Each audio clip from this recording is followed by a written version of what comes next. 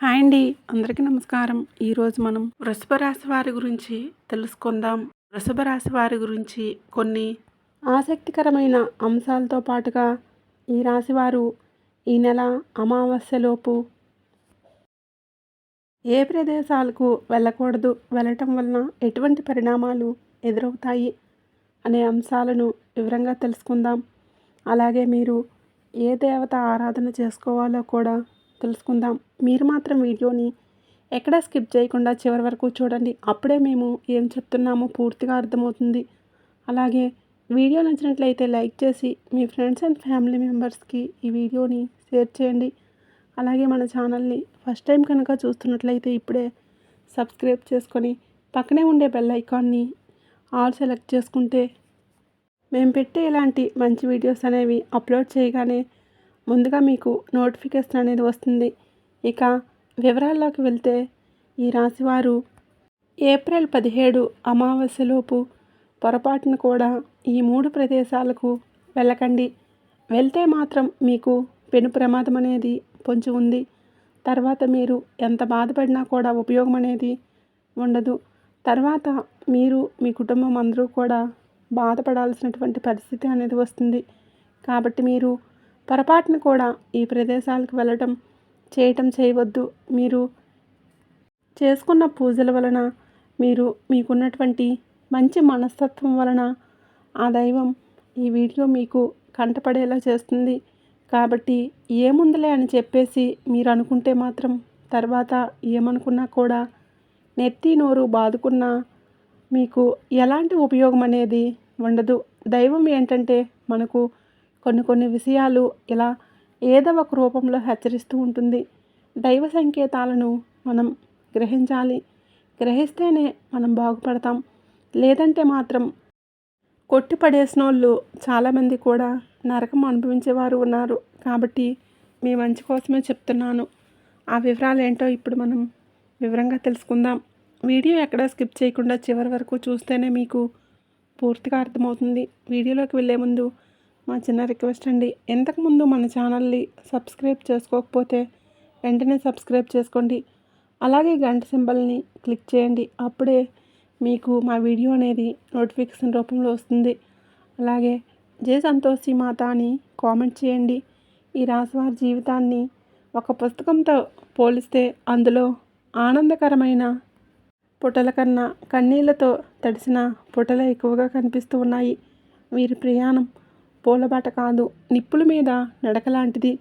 వీరిలో కొంతమంది చిన్నతనం నుంచే జీవితంలోని కఠోర వాస్తవాలను కళ్ళారా చూశారు. పిల్లలు ఆటపాటలతో బాల్యాన్ని ఆస్వాదిస్తుంటే వీరు మాత్రం కుటుంబ బాధ్యతలు, బరువులు మోయటం లేదా ఇంట్లోని ఆర్థిక ఇబ్బందులను, కష్టాలను దగ్గర నుంచి గమనించడమో జరుగుతుంది. ఈ చేదు అనుభవాలు వారి వయసుకు మించిన పరిణితిని, లోతైన అవగాహనను అందిస్తాయి. అందుకే వీరి ఆలోచన విధానం ఇతరుల కంటే భిన్నంగా చాలా వాస్తవికంగా ఉంటుంది. మనసు చాలా సున్నితం. ఎవరైనా ఒక చిన్న మాట అన్నా తట్టుకోలేరు. లోపల తీవ్రంగా గాయపడతారు. కానీ ఆ బాధను, ఆ కన్నీళ్లను బయట ప్రపంచానికి కనిపించనీయకుండా జాగ్రత్త పడతారు. తమ బలహీనతలను ఇతరులు అవకాశంగా తీసుకుంటారు అనే భయం వీరిని అలా చేస్తుంది. బయటకు ఎంతో గంభీరంగా ఏమీ పట్టనట్లు కనిపిస్తారు. ఈ ప్రవర్తన వలన చాలామంది వీరిని అహంకారులుగా, గర్విష్ఠులుగా అపార్థం చేసుకుంటారు. వీరికి ప్రేమ, జాలి లేవని, వీరు ఎవరిని లెక్క చేయరని ముద్ర వేస్తారు. కానీ అది పూర్తి అవాస్తవం. వారి కఠినమైన పైపొర వెనుక ప్రేమ మరియు ఆప్యాయత తప్పించే ఒక పసిపిల్లల మనసు దాగి ఉంటుంది. ఆ మనసును అర్థం చేసుకున్న వాళ్ళే వీరి జీవితంలో శాశ్వతంగా నిలిచిపోతారు. నిజానికి ఈ రాశివారి హృదయం వెన్నలాంటిది. ఇతరుల కష్టాలను చూడలేరు. తమకు శక్తి ఉన్నంతలో సహాయం చేయాలని తపిస్తారు. కానీ తమ ప్రేమను, అనురాగాన్ని ఎలా వ్యక్తపరచాలో తెలియక చాలా ఇబ్బంది పడతారు.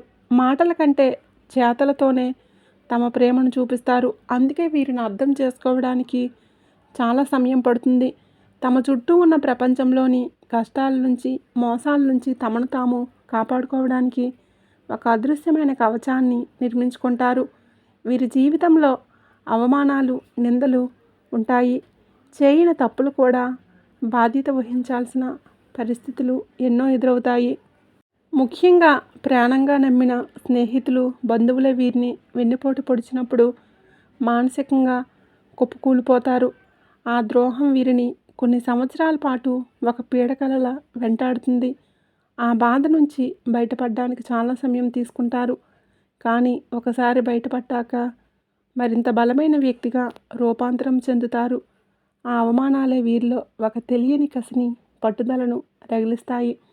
ఎవరైతే తనను అవమానించి తక్కువ చేసి మాట్లాడతారో వారి కళ్ళ ముందే ఉన్నత స్థాయికి ఎదిగి చూపించాలని బలంగా సంకల్పించుకుంటారు.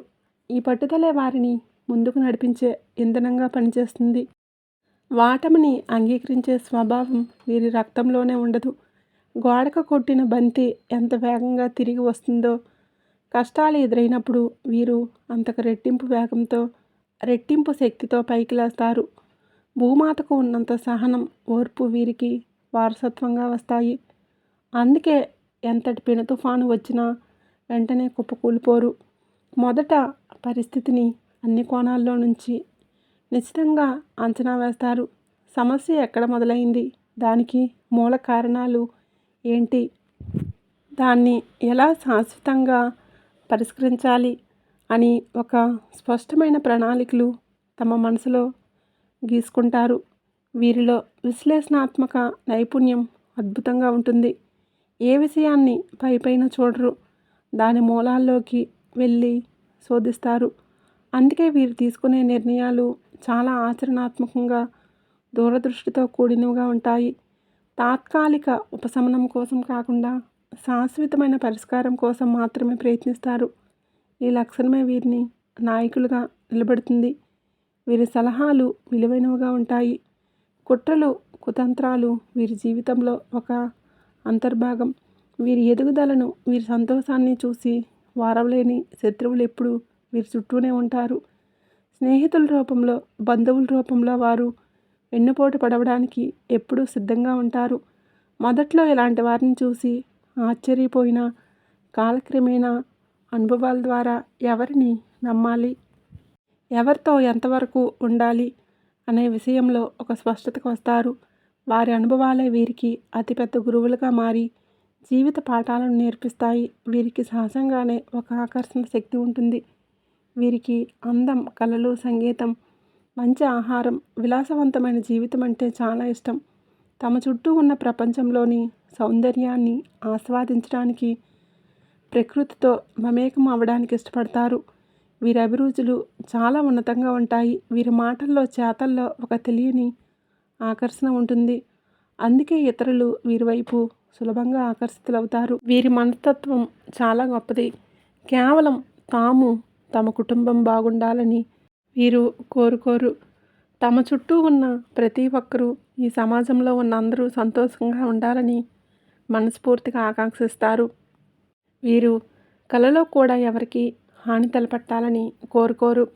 ఎవరైనా తమకు హాని చేసిన వారిని ఆ భగవంతుడికే వదిలేస్తారు కానీ ప్రతీకారం తీర్చుకోవాలని అనుకోరు. ఈ మంచి మనస్తత్వం, ఈ గొప్ప గుణం వలనే దైవానుగ్రహం ఎల్లప్పుడూ వీరి వెన్నంటే ఉండి ఎన్నో పెను ప్రమాదాల నుండి అదృశ్య శక్తిలా కాపాడుతూ వస్తుంది. మనం ప్రస్తుత కాలమాన పరిస్థితులను గమనిస్తే బయట ప్రపంచం ఎంత భయంకరంగా ఉందో అర్థమవుతుంది. ముఖ్యంగా వాహన ప్రమాదాలు, ఆకస్మిక గండాలు విపరీతంగా పెరిగిపోయాయి.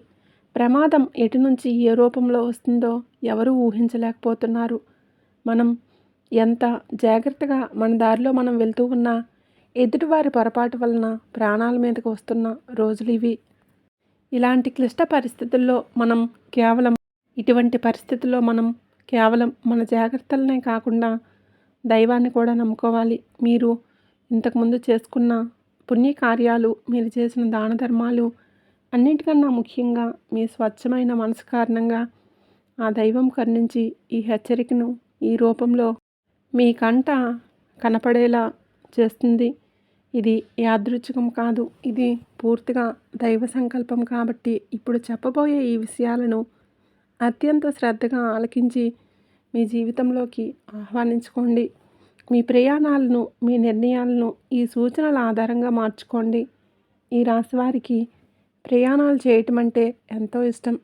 నిరంతరం పని ఒత్తిడి, మానసిక ఆందోళన నుంచి ఉపశమనం పొందడానికి ప్రపంచంలోని కొత్త ప్రదేశాలను చూడాలని, కుటుంబంతో కలిసి సరదాగా గడపాలని ఎప్పుడూ అనుకుంటూ ఉంటారు.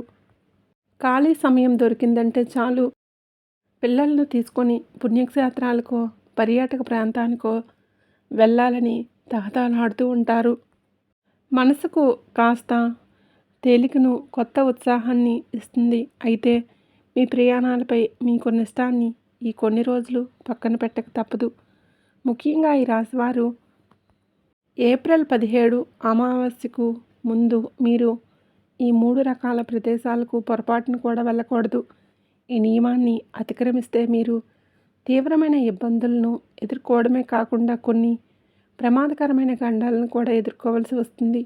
వీటి నుంచి బయటపడడానికి నేను కొన్ని సులువైన శక్తివంతమైన పరిహారాలను కూడా చివరిలో వివరిస్తాను. వాటిని శ్రద్ధగా ఆచరించండి.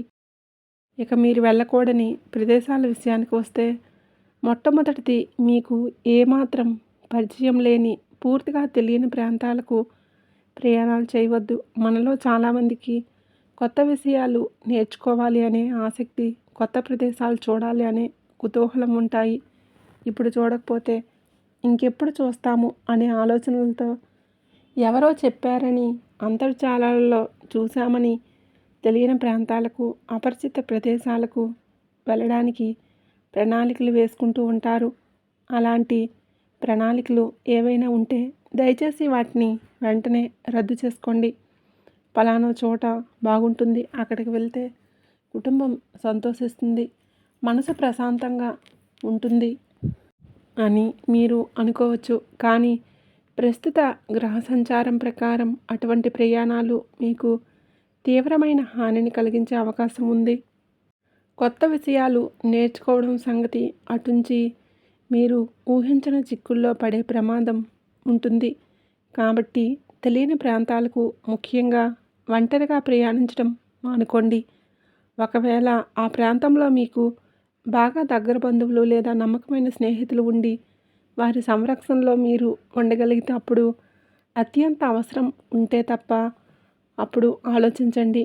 అంతేకాని అక్కడికి వెళ్ళాక కొత్త పరిచయాలు చేసుకుందాంలే, నలుగురితో కలిస్తేనే కదా లోకం తెలిసేది అని సాహసాలు చేయొద్దు. ఎందుకంటే ఈ రోజుల్లో మనుషులు కనిపించినంత మంచివారు కాదు. మోసాలు, దగలు విపరీతంగా పెరిగిపోయాయి. బయటికి వెళ్ళిన మనిషి క్షేమంగా ఇంటికి తిరిగి వస్తాడు అనే నమ్మకం లేని రోజులివి. అంతేకాకుండా కుటుంబం మొత్తం కలిసి ఒకేసారి ప్రయాణాలు చేయటం ఈ సమయంలో అస్సలు శ్రేయస్కరం కాదు. ఇంట్లో కనీసం ఒకరిద్దరైనా ఉండేలా చూసుకోండి. ఉదాహరణకు నలుగురు సభ్యులు ఉన్న కుటుంబంలో ఇద్దరు బయటికి వెళ్తే మిగతా ఇద్దరు ఇంట్లోనే ఉండటం మంచిది. ఇది ఒక ముఖ్యమైన జాగ్రత్త. తెలియని ప్రాంతాలకు వెళ్తే అక్కడ వాతావరణం, అక్కడ శక్తులు మీకు పడకపోవచ్చు. దాని వలన అనారోగ్య సమస్యలు లేదా ఇతర చిక్కులు తలెత్తవచ్చు. కాబట్టి ఈ మొదటి నియమాన్ని ఖచ్చితంగా పాటించండి. ఇక మీరు వెళ్ళకూడని రెండవ ప్రదేశం, మీకు గౌరవం, విలువ లేని చోటు. మనల్ని చూడగానే ఎవరి ముఖంలో అయితే ఆనందం కనిపించదో, మన రాకను ఎవరైతే మనస్ఫూర్తిగా ఆహ్వానించరో అలాంటి ప్రదేశాలకు, అలాంటి వారి ఇంటికి ఈ సమయంలో అసలు వెళ్ళవద్దు. ముఖ్యంగా బంధువుల ఇళ్లల్లో జరిగే శుభకార్యాలు, ఫంక్షన్ల విషయంలో ఈ జాగ్రత్త చాలా అవసరం. కొంతమంది బంధువులు కావాలనే మిమ్మల్ని పిలిపించి నలుగురిలో అవమానించాలని చూస్తూ ఉంటారు. మీ ఎదుగుదలను, మీ సంతోషాన్ని చూసి వారవలేనితనం వారిలో ఉంటుంది.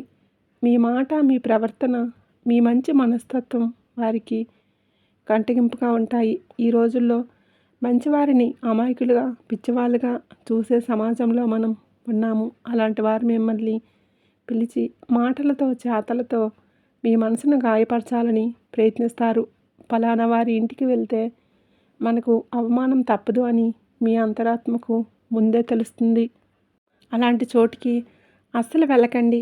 ఒకవేళ కర్మకాలి వెళ్ళాలి అనిపిస్తే అక్కడ వారు మిమ్మల్ని ఏదో ఒక రకంగా అవమానించి తీరుతారు. మీరు ఎంత మౌనంగా, గౌరవంగా ఉన్నా వారు మిమ్మల్ని రెచ్చగొట్టేలా మాట్లాడడం, మీ ఆత్మగౌరవాన్ని దెబ్బతీసేలా ప్రవర్తించడం చేస్తారు. దీనివలన ప్రశాంతంగా ఉన్న మీ మనసు గందరగోళంగా మారిపోతుంది. ఆ మానసిక ఒత్తిడి, ఆవేదనతో ఇంటికి తిరిగి వచ్చి ఆ కోపాన్ని, ఆ ఫ్రస్ట్రేషన్ కుటుంబ సభ్యుల మీద, ముఖ్యంగా భార్య పిల్లల మీద చూపిస్తారు. దీనివలన ఇంట్లో అనవసరంగా గొడవలు, అశాంతి నెలకొంటాయి. బయట ఎవరో చేసిన తప్పులకు ఇంట్లో వాళ్ళు శిక్ష అనుభవించాల్సి వస్తుంది. కాబట్టి మనకు విలువలేని చోటికి, మనల్ని గౌరవించని మనుషుల దగ్గరికి వెళ్ళటం వలన మన మానసిక ప్రశాంతతను మనమే చేజేతులారా నాశనం చేసుకున్న వాళ్ళమవుతాము. ఎంతటి బంధువులైనా సరే మన ఆత్మగౌరవం కన్నా ఏది ఎక్కువ కాదు. అలాంటి వారికి దూరంగా ఉండటమే ఉత్తమం.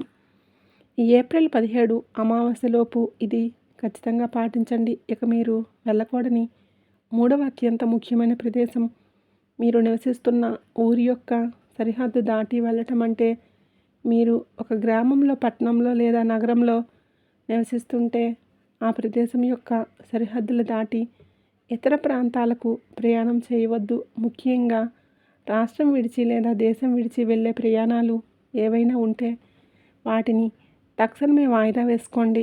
ఈ సమయంలో దూర ప్రయాణాలు మీకు అసలు కలిసి రావు. ప్రమాదం పొంచి ఉందని గ్రహ సంచారం స్పష్టంగా సూచిస్తుంది.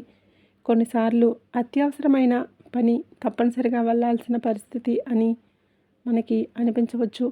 వెళ్ళకూడదని మీ మనసు లోపల నుంచి హెచ్చరిస్తున్నా, ఇప్పుడు వెళ్ళకపోతే జీవితంలో ఒక పెద్ద అవకాశం కోల్పోతాము అనే భ్రమలో పరిస్థితులు కల్పిస్తాయి.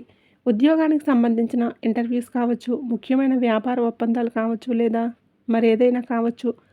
సరిగా ఇలాంటి పరిస్థితుల్లోనే ప్రయాణాలు చేసినప్పుడే చాలామంది ఊహించిన ప్రమాదాల బారి పడ్డారు. వారి కుటుంబ సభ్యులు తీవ్రంగా నష్టపోయారు. కాబట్టి ఎంతటి అత్యవసరమైన పనైనా, ఎంత పెద్ద అవకాశమైనా ఈ ఏప్రిల్ 17 అమావాస్య దాటే వరకు వేచి చూడటం ఉత్తమం. మీరున్న చోటు నుంచి ఆ సమస్యను పరిష్కరించుకోవడానికి ప్రయత్నించండి, లేదా ఆ పనిని వాయిదా వేయమని కోరండి. మీ ప్రాణం కన్నా, మీ కుటుంబం యొక్క భద్రత కన్నా ఏది ముఖ్యం కాదు. ఈ కొన్ని రోజులు ఓపిక పడితే రాబోయే కాలం మీకు మరింత అనుకూలంగా ఉంటుంది. ఒకవేళ ఎట్టి పరిస్థితుల్లోనూ వెళ్ళక తప్పదు, ఇది జీవన మరణ సమస్య అనేంత తీవ్రమైన పరిస్థితి ఉంటే అప్పుడు మీ అంతటి మీరు సొంత నిర్ణయాలు తీసుకోవద్దు. వెంటనే మీకు తెలిసిన నమ్మకమైన సిద్ధాంతిని లేదా జ్యోతిష పండితులను సంప్రదించండి. మీ జాతక చక్రాన్ని వారికి చూపించి మీ ప్రయాణానికి సంబంధించిన దోషాలు ఏవైనా ఉన్నాయేమో పరిశీలించమని కోరండి. వారు సూచించిన దోష నివారణ పూజలు, శాంతులు చేయించుకున్న తర్వాతే ప్రయాణానికి సిద్ధమవ్వండి. ఇలా చేయటం వల్ల గ్రహాల యొక్క ప్రతికూల ప్రభావాన్ని కొంతవరకు తగ్గించుకొని ఒక రక్షణ కవచాన్ని ఏర్పాటు చేసుకొని అవకాశం మీకు ఉంటుంది. అంతేగాని నేనే గొప్ప, నాకే అన్ని తెలుసు అనే అహంకారంతో సొంత నిర్ణయాలు తీసుకొని ప్రమాదాలను కొని తెచ్చుకోవద్దు. ఈ హెచ్చరికను తేలిగ్గా తీసుకోకండి. ఇవన్నీ మీ మంచి కోసం. ఏ మాట కూడా ఊరికే రాదు. దాని వెనుక ఒక దైవికమైన కారణం ఉంటుంది. ఏదో ఒక శక్తి ఎవరో ఒకరి నోటి ద్వారా మనకు కావలసిన సందేశాన్ని పంపిస్తూ ఉంటుంది. దాన్ని గ్రహించి అనుసరించిన వారు బాగుపడతారు. ఏముందులే అని కొట్టిపారేసిన వారు తర్వాత తీవ్రమైన పరిణామాలను ఎదుర్కొని ఎంత బాధపడినా ప్రయోజనం అనేది ఉండదు. కాబట్టి ఏప్రిల్ 17 అమావాస్యలోపు మనం చెప్పుకున్న ఈ 3 ప్రదేశాలకు, అంటే అపరిచిత ప్రాంతాలకు, విలువ ఇవ్వని చోటికి, మీ ఊరి సరిహద్దు దాటి దూర ప్రాంతాలకు వెళ్ళవద్దు. ప్రస్తుత రోజులు ఏమాత్రం బాగోలేవు. ప్రతి అడుగులోనూ జాగ్రత్త అవసరం. దగ్గర ప్రదేశాలకు వెళ్ళాల్సి వచ్చినా అత్యవసరమైతే తప్ప ప్రయాణాలు పెట్టుకోవద్దు. ముఖ్యంగా రాత్రి సమయంలో ప్రయాణాలకు పూర్తిగా దూరంగా ఉండండి. మీ మానసిక, శారీరక ఆరోగ్యం పట్ల శ్రద్ధ వహించండి. సరైన నిద్ర లేకపోవటం, పని ఒత్తిడి, కుటుంబ సమస్యలు వంటివి మీ ఏకాగ్రతను దెబ్బతీస్తాయి. ఇలాంటి సమయంలోనే ప్రమాదాలు ఎక్కువగా జరుగుతాయి. మనం తినే ఆహారం, మన జీవనశైలి మన ఆలోచనల మీద తీవ్రమైన ప్రభావాన్ని చూపిస్తాయి. మానసిక ఒత్తిడికి గురైనప్పుడు మనల్ని మనం నియంత్రించుకోలేము. తెలియకుండానే వేగంగా వాహనాలు నడపటం, అజాగ్రత్తగా ఉండటం వంటి పొరపాట్లు చేస్తాము. కాబట్టి మొట్టమొదటిగా కంటి నిండా ప్రశాంతంగా నిద్రపోండి. భగవంతుడు మన తలరాతలో ఏది రాసిపెట్టాడో అదే జరుగుతుంది. కానీ మన వంతు ప్రయత్నంగా మనం అన్ని జాగ్రత్తలు తీసుకోవాలి. ప్రతిరోజు ఉదయం కాసేపు ధ్యానం చేసుకోండి. ఇది మీ మనసును ప్రశాంతంగా నిలకడగా ఉంచుతుంది. ఈ రాశివారు ప్రతిరోజు లేదా కనీసం శుక్ర మంగళవారాల్లో శ్రీ సూక్తం, కనకదార స్తోత్రం వంటివి పఠించడం వల్ల మీ ఆర్థిక ఇబ్బందులు తొలగిపోయి ఐశ్వర్యం సిద్ధిస్తుంది. శుక్రవారాల్లో లక్ష్మీదేవికి తెల్లటి రంగు పుష్పాలతో పూజ చేసి పరమాన్నం లేదా పాలు చక్కెరతో చేసిన నైవేద్యాన్ని సమర్పించండి. ఇది మీ జాతకంలో ఉండే గ్రహాలను బలపరుస్తుంది. తద్వారా మీకు సుఖ సంతోషాలు, భోగభాగ్యాలు కలుగుతాయి. గోసేవ చేయటం కూడా మీకు అదృష్టాన్ని తెచ్చిపెడుతుంది. గోమాతలో ముక్కోటి దేవతలు కొలువై ఉంటారని శాస్త్రాలు చెప్తూ ఉన్నాయి. ప్రతిరోజు లేదా మీకు వీలైనప్పుడు గోమాతకు పచ్చగడ్డిని, అరటి పండ్లను లేదా నానబెట్టిన పెసలు, ఉలవలు వంటి వాటిని ఆహారంగా అందించండి. ఇలా చేయటం వల్ల ముక్కోటి దేవతల సంపూర్ణ అనుగ్రహం మీకు లభించి మీ జాతకంలో ఉన్న మృత్యుగండాలు, ప్రమాద దోషాలు ఏవైనా ఉంటే అవి పూర్తిగా తొలగిపోతాయి. ఇది అత్యంత శక్తివంతమైన పరిహారం. కాబట్టి ఈ రాశివారు దయచేసి ఈ సూచనలన్నీ శ్రద్ధగా పాటించండి. ఏప్రిల్ 17 అమావాస్య వరకు అత్యంత జాగ్రత్తతో వ్యవహరించండి. మీరు వెళ్ళకూడని ప్రదేశాలకు వెళ్లకుండా ఉండటమే మీకు, మీ కుటుంబానికి శ్రీరామ రక్ష. దైవాన్ని సందర్శించుకోవాలి అనే కోరిక మీకు ఎక్కువగా ఉంటుంది. కానీ దైవం గుడిలో మాత్రమే కాదు, మన ఇంట్లో, మన మనసులో కూడా ఉంటాడు. భక్తితో ఇంట్లో దీపం పెట్టిన ఆ పుణ్యం మీకు దక్కుతుంది. ప్రయాణాలు చేయాలనుకుంటే ఈ అమావాస్య గడిచిన తర్వాత ప్రయాణాలు ప్రణాళిక చేసుకోండి. ఈ హెచ్చరికను తేలిగ్గా తీసుకొని కొట్టి పారిస్తే నష్టపోయేది మీరే కాదు, మీపై ఆధారపడిన మీ కుటుంబం కూడా. మీ కుటుంబం యొక్క భవిష్యత్తు, వారి సంతోషం మీ చేతుల్లోనే ఉన్నాయి. కాబట్టి పరిస్థితులకు అనుగుణంగా, కాలానికి తగ్గట్లుగా మనల్ని మనం మార్చుకొని జాగ్రత్తగా ముందుకు సాగాలి.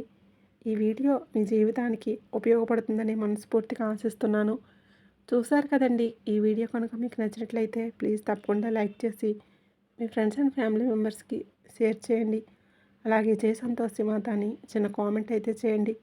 అలాగే మరిన్ని కొత్త వీడియోలు వెంటనే మీకు చేరాలంటే ఇప్పుడే మన ఛానల్ని సబ్స్క్రైబ్ చేసుకొని పక్కనే ఉండేటటువంటి బెల్ ఐకాన్ ప్రెస్ చేయండి. ఆ సంతోషి మాత ఆశీస్సులు ఎల్లవేళలా మీపై, మీ కుటుంబంపై ఉండాలని మనస్ఫూర్తిగా కోరుకుంటూ ధన్యవాదములు.